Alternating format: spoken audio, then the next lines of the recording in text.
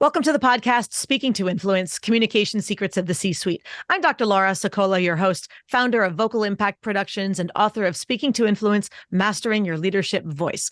My guest this week is Paul Comfort.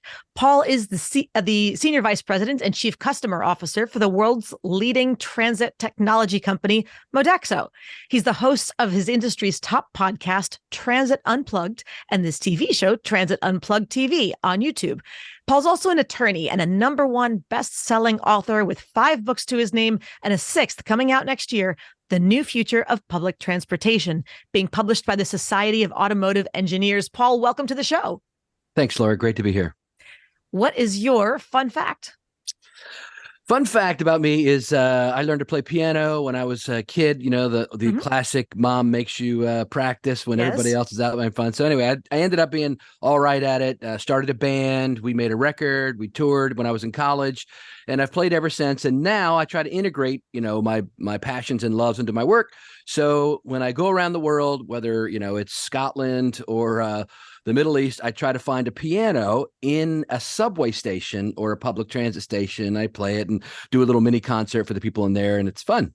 What fun. I'm trying to think of the number of, I lived for 20 something years in the city, whether it was in Japan, in the US, and wherever, without a car. So mass transit was definitely something that I relied on a regular basis. And I'm pretty familiar with mass transit stations, subway stations, bus stops. Yeah. I cannot say I've ever seen a piano in one. Is this a common experience in a lot of other places that I just seem to have missed? Where am I missing? Yeah. Over the last decade or so, transit agencies have tried to put arts more into their station. And so whether it's whether it's outside of Boston, there's a system called MIVA, which is they've had pianos painted by local people and put one in each of their stations. Or you go up, like, where did I go? One time I took one of those overnight trains from London up to Scotland, and the CEO said when he found that I played piano, he's like, "All right, we're going to the main Union Station. We're going to have you play there." So yeah, they're all over the place. Not everywhere. Baltimore, it's kind of a newer phenomenon, I'd say, over the last 5 to 10 years. I would understand it if it was, Union Station in Washington, D.C. They've got that big, gorgeous building, or the main transportation centers at Philadelphia, 30th Street. If there was one in there, that'd be great. But definitely not the normal subway station. Yeah, there's a guy named Dr. Boogie Woogie on YouTube. People see him, and he goes all over and plays in malls and subway stations and all. And he wasn't an inspiration. I found him after that, but he's a lot better than me. Well, I guarantee it's better than the chopsticks that I would be able to do otherwise. And Heart and Soul, which I think is the one thing that everybody on the planet learns to play. They just don't know that that's what it's called. Okay.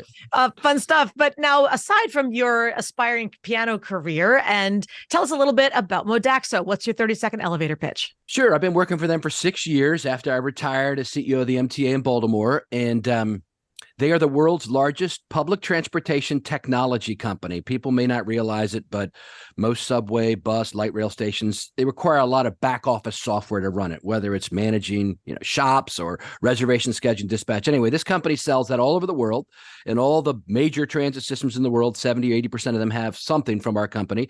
And I'm their public face. I'm the C-suite ambassador. So I do C-suite engagement, which is anybody with a C in their title, a chief executive officer, finance officer, information officer, those kind of things, through thought leadership.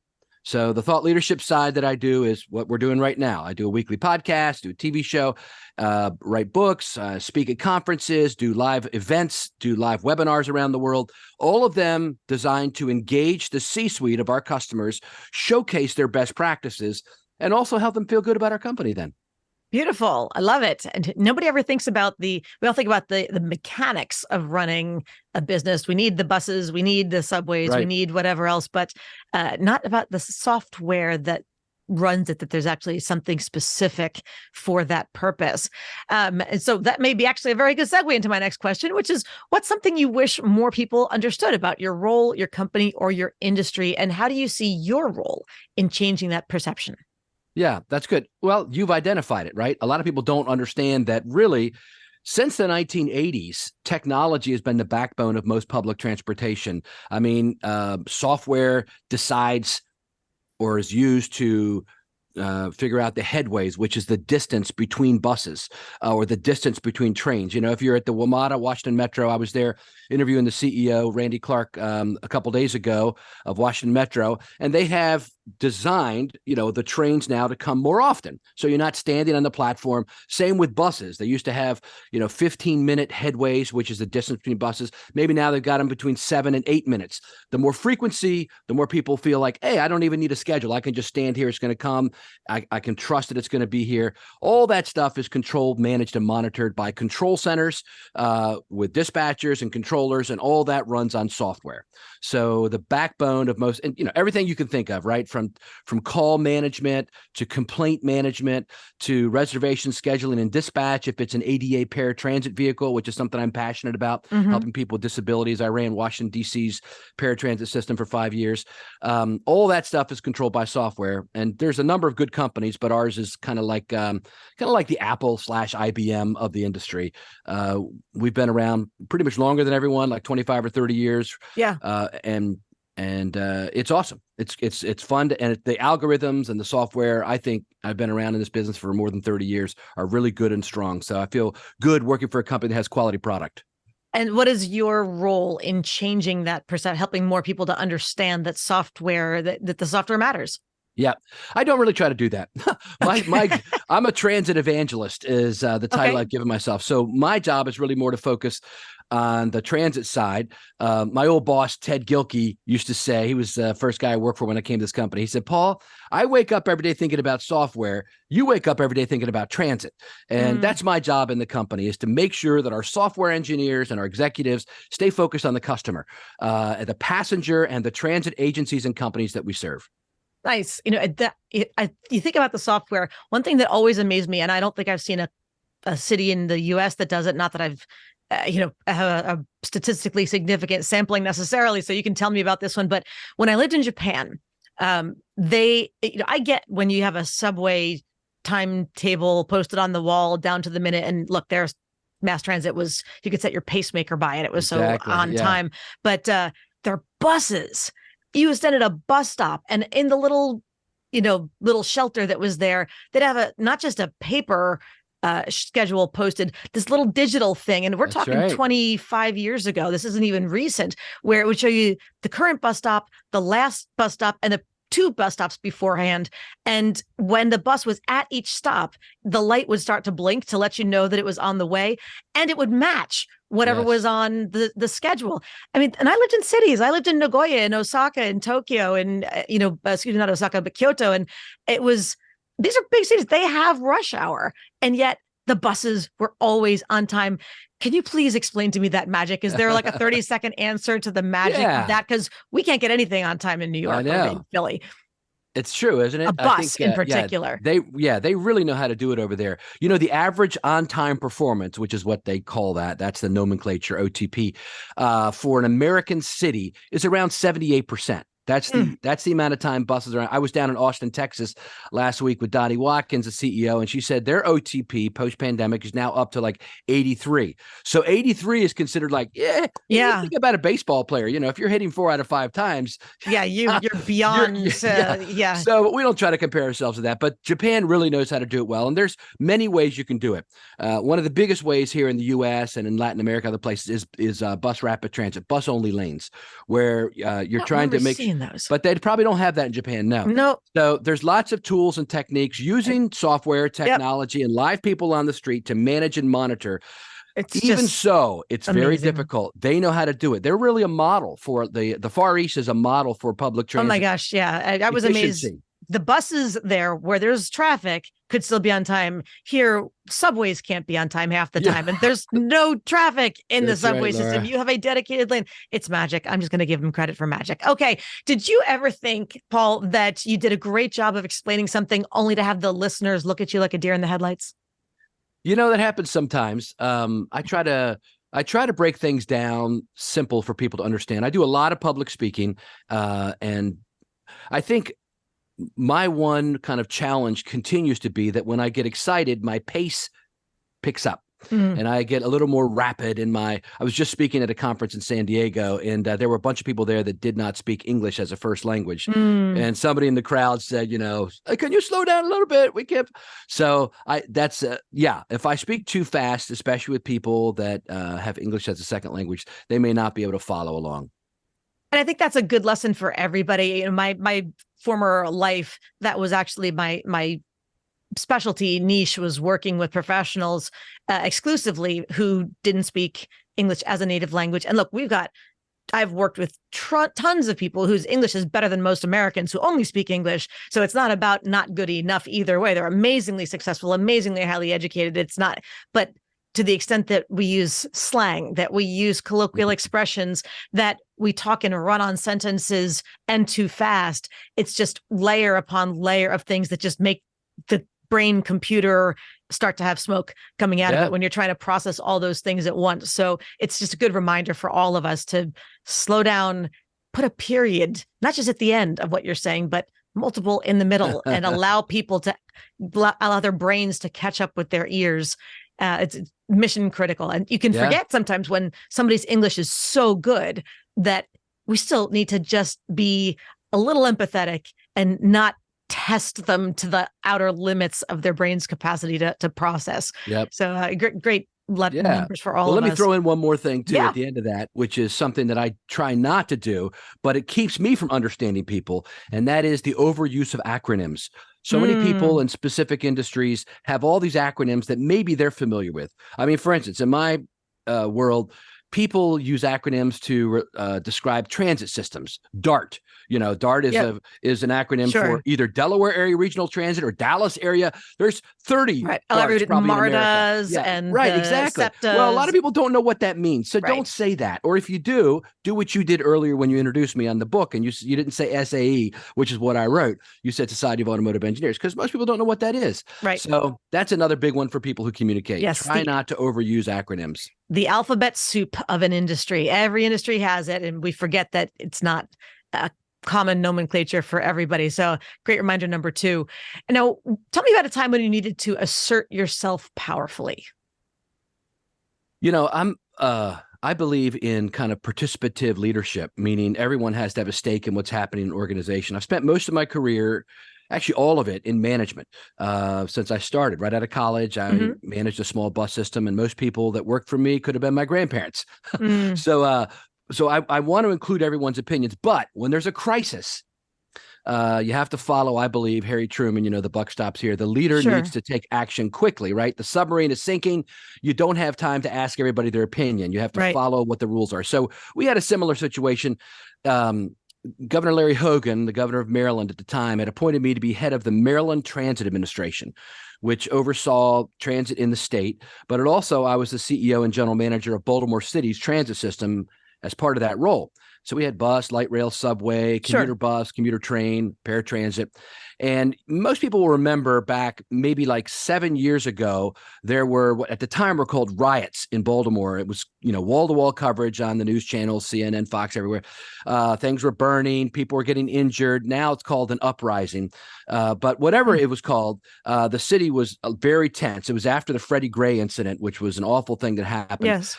And so the MTA was involved in that because the epicenter of the riots was around a place called Mondawmin Mall, which is a place where the subway meets buses.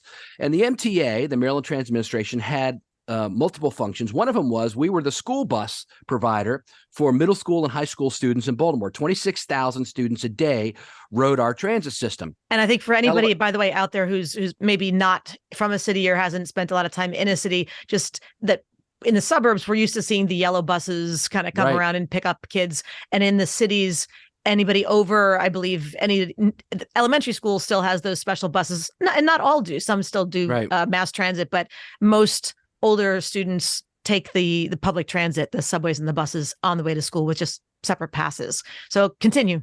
Yeah. So anyway, the epicenter of where things kind of started from in that uprising was around the Mondawmin Mall. And it was around the time when students are transferring at the end of school from buses to subway. That happens right there. It's a big transfer station. So I got my appointment as head of the MTA 2 weeks after that the riots uprising there in Baltimore, and the city was very, very tense.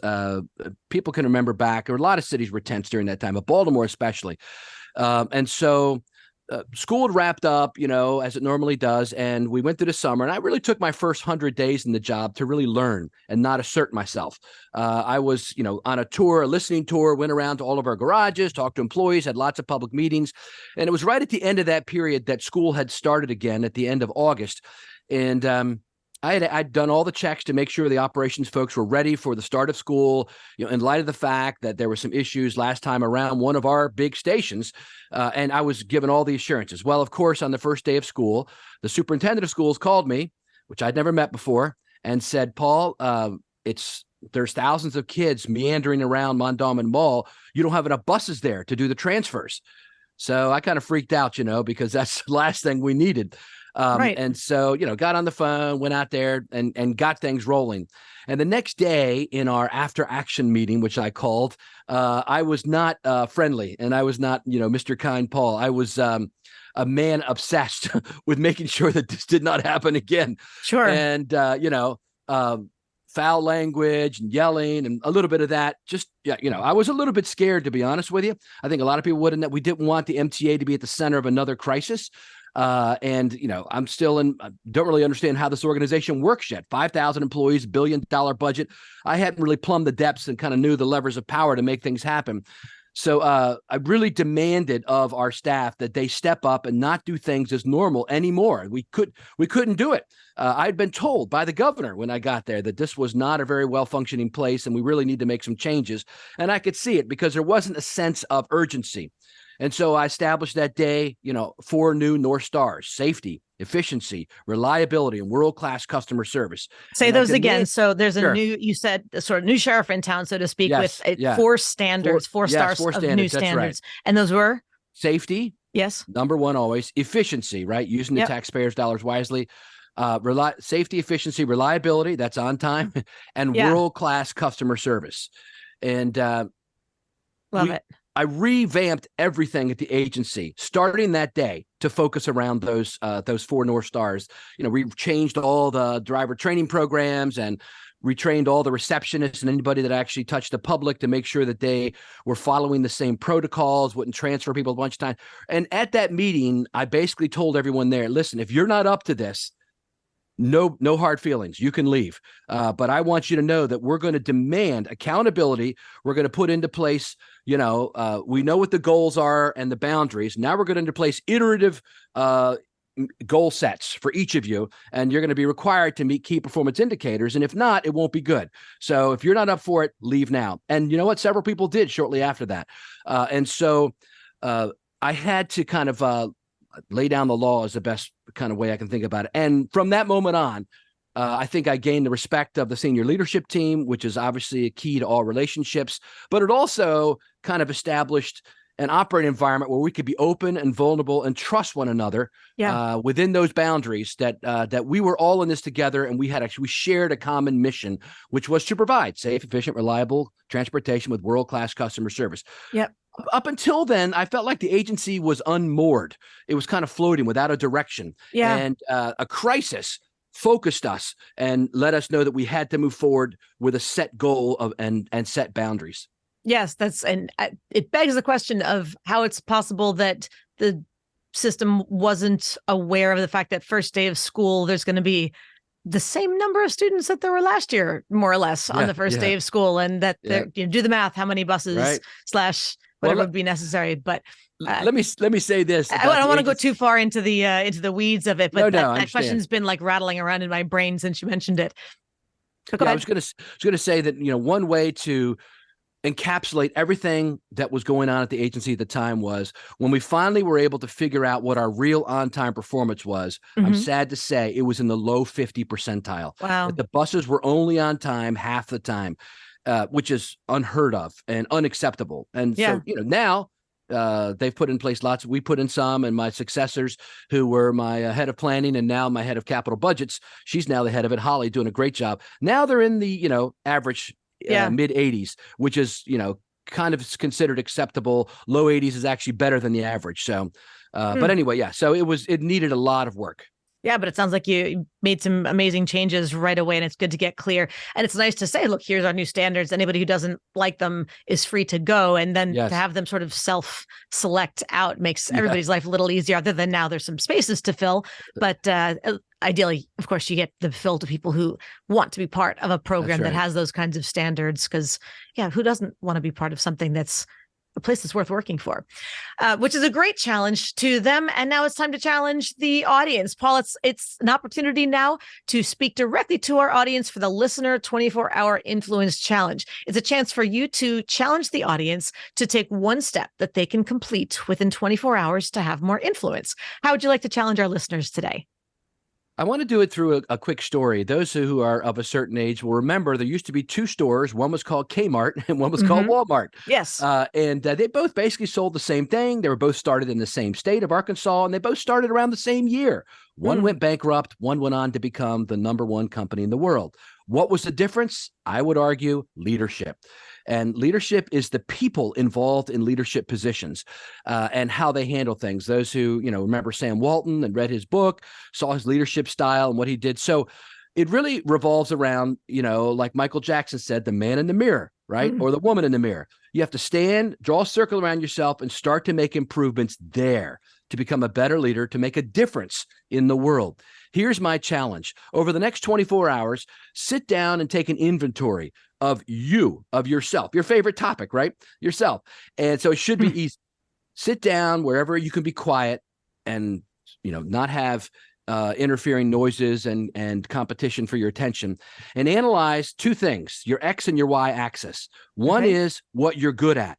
What truly are my skills? There's a book called Strength Finder. There's others that do that. Figure out what are your skill sets, what you're good at, not what your mom says you're good at. That's what I said at a high school graduation one time, but what you're, and boil it down to the actual skills, right? Is it communications? Is it, I'm good with my hands, those kind of things.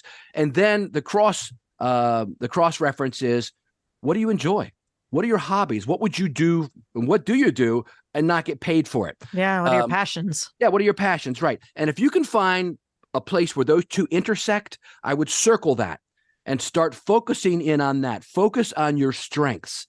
Don't necessarily focus on bolstering your weaknesses. Most of us as adults, we have strong grooves in our personality and it's going to be hard to change those. There's a lot of books written about that. Sure. But focus on the strengths.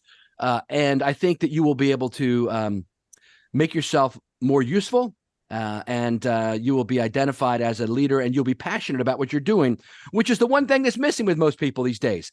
I get all these meetings and people talk and they're so long and drone. They don't seem to really care about what they're doing. Right. And it may just be their personality, their speaking style. But if you are passionate about what you're doing, you will be stand head and shoulders above other people, and you'll get opportunities. And remember, there's no such thing as luck. Luck is being prepared when opportunity strikes. And the way you're prepared is if you focus on that X spot. That's my challenge. No, I love it. And that's such an uplifting, kind of happy challenge. I think people think that the word challenge is being like, oh my gosh, I'm going to have to do something I don't want to do. But this is it's fun. You can sit there with a cup of coffee or tea and just say, okay, what am I good at? And what do I love?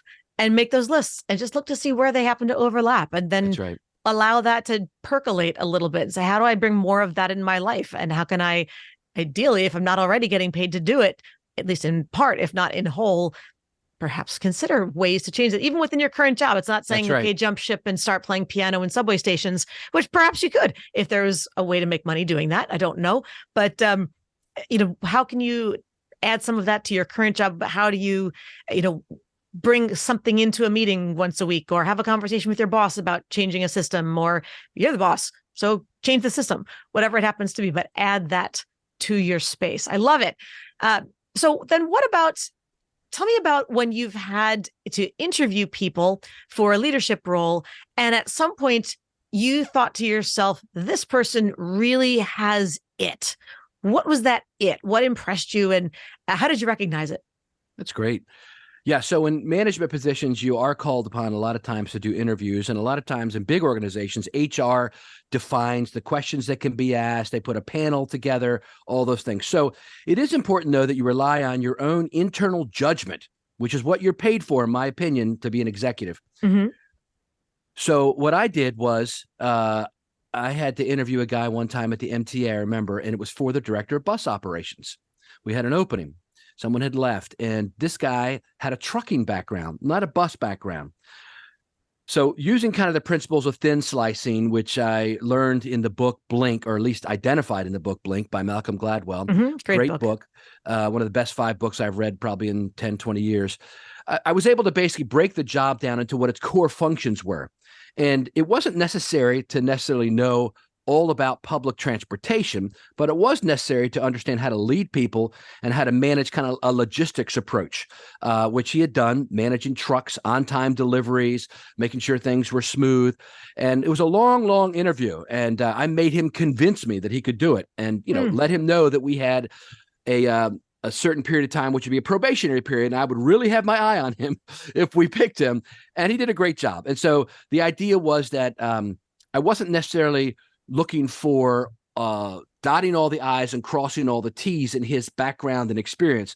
I was looking for the core essential person there and what skills, knowledge, and abilities he had, and could they be utilized in this function. That's what the federal government looks for. They look for knowledge, skills, and abilities. And if you have those, you can cross them over. Like you said a minute ago, you may be in a job that doesn't utilize what your what my things I love are, but if I can figure out a way to do that in my job, all the better. And say those 3 again. It was for knowledge, what, knowledge, skills, and abilities. Yeah. What's the difference between a skill and an ability? Skill would be something that you've learned, and ability would be something that's innate. Interesting. Yeah. Okay.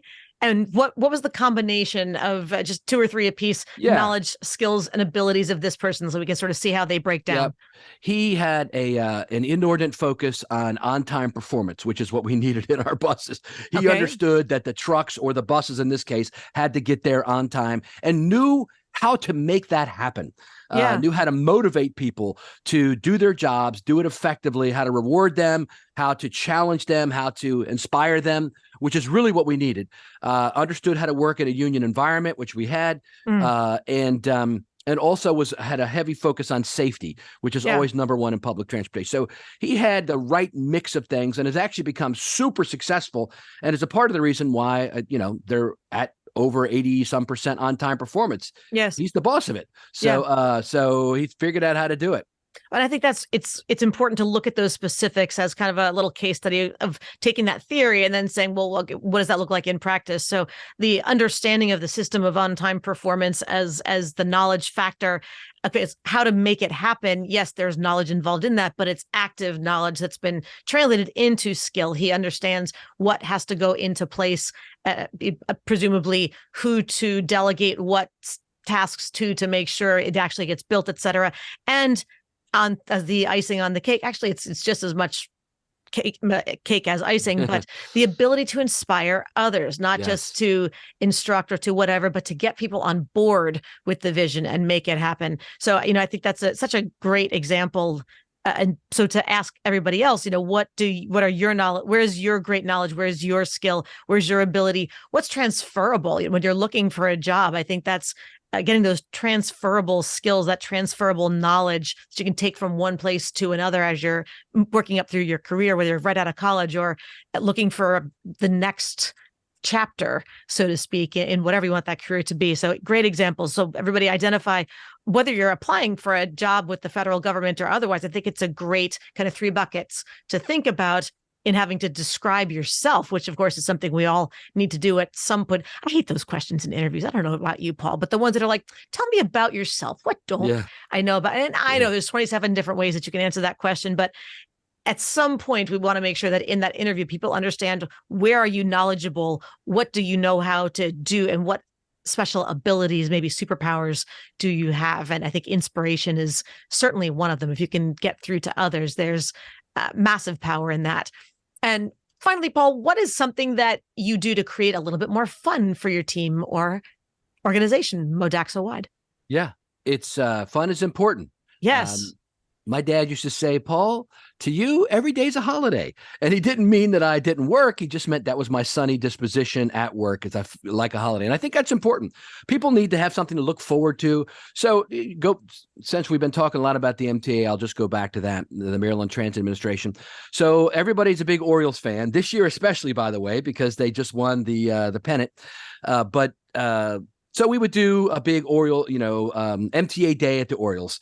So we'd have, tickets for everyone to go to the game. We'd have some of them go out in the field and get to participate in things with the bird, that's out there, the mascot. And we just got them really involved and had a fun night. They could bring their families. We did that with bus rodeos as well, which is where drivers compete against each other. They could bring their families. We'd have a big meal for everyone, spend a Saturday together, seeing their loved one, do well out on the obstacle course, driving the bus or the vehicle.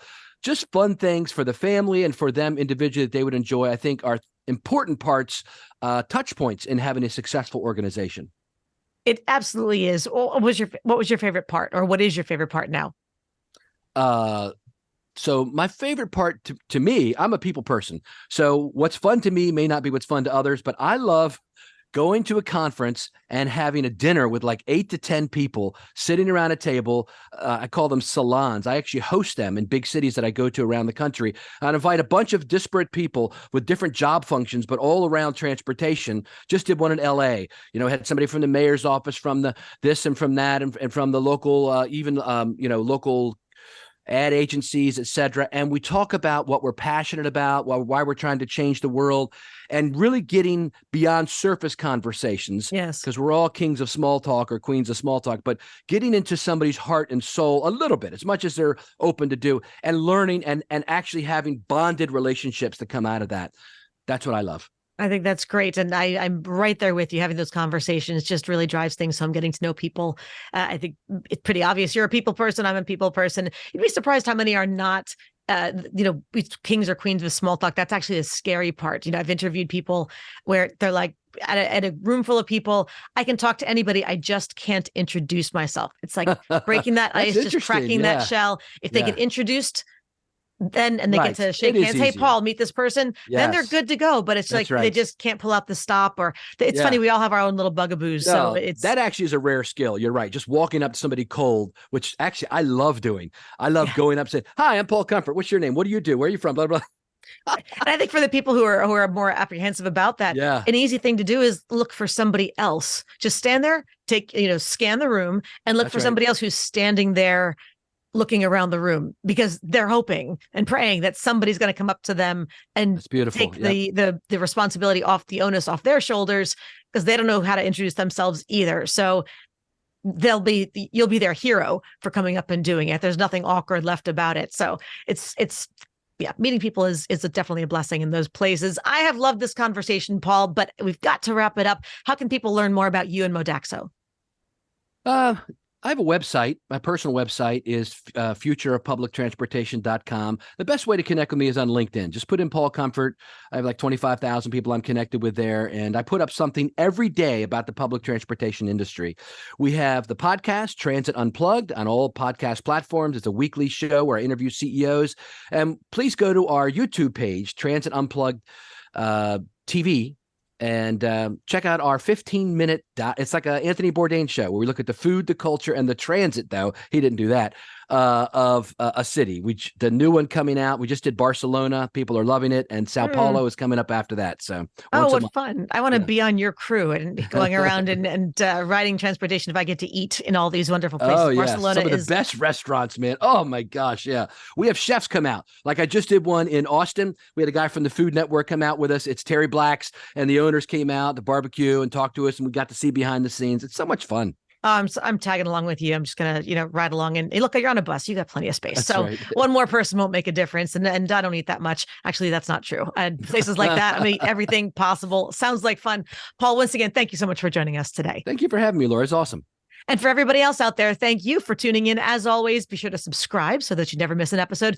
And don't forget to give us a 5-star rating on Apple Podcasts or your platform of choice so that we can help even more people to increase their confidence, presence, and influence. And finally, if you want to download my free guide to equipment recommendations for virtual influence, including my picks for microphones, lights, and more, go to speakingtoinfluence.com. I'm Dr. Laura Sicola, and you're listening to Speaking to Influence, Communication Secrets of the C-Suite.